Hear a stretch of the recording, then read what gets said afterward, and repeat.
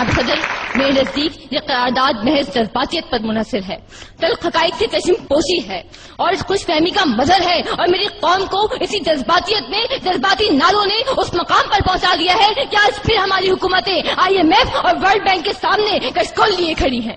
یہ حقیقت ہے، اور حقیقت سے منہ موڑ کر جذباتی باتیں کرنا میرے مخالفین کا طور طریقہ ہو سکتا ہے، مگر میرا نہیں۔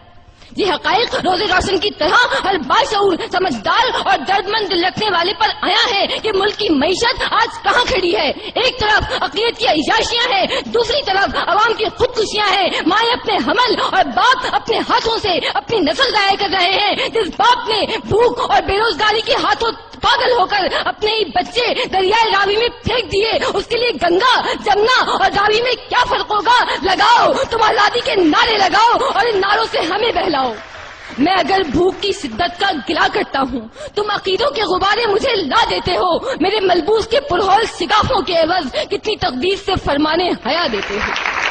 محترم صدر، ہم آزاد نہیں ہیں کہ میرے اس ملک میں ہماری کمزور معیشت کی وجہ سے عملی طور پر ہم امریکہ کے غلام ہیں۔ جذباتی باتیں کرنے والوں، کیا ہماری سرزمین پر ڈرون طیاروں کے حملے نہیں ہو رہے؟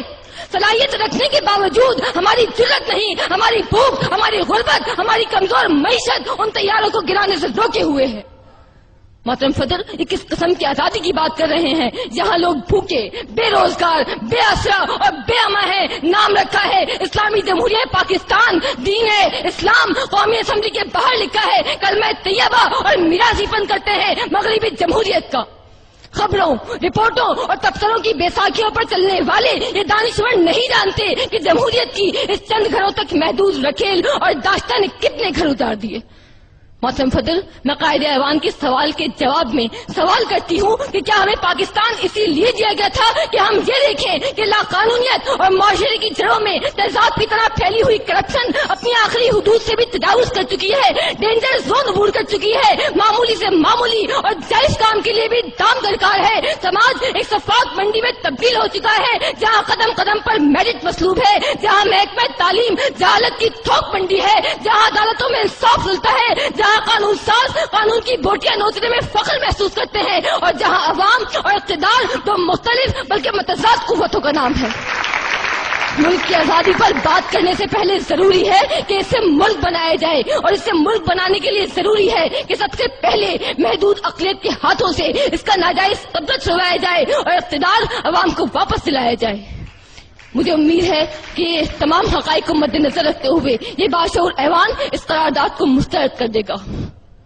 جس دیش کے کوچے کوچے میں، جس دیش کے کوچے کوچے میں افلاس آوارہ پھرتا ہو، جس دیش کے کوچے کوچے میں افلاس آوارہ پھرتا ہو، جو دھرتی بھوک اگلتی ہو، جو دھرتی بھوک اگلتی ہو، جہاں دکھ فرق سے گرتا ہو، جہاں بھوکے ننگے بچے بھی آہوں پر پالے جاتے ہوں، جہاں سچائی کے مجرم بھی زندہ میں ڈالے جاتے ہوں، جہاں مظلوموں کے خون سے محل اپنے دھوئے جاتے ہوں، اس دیش کی مٹی برسوں سے یہ دکھ جگر پہ سہتی ہے اور اپنے دیش کے لوگوں کو جشن آزادی مبارک کہتی ہے، جشن آزادی مبارک کہتی ہے۔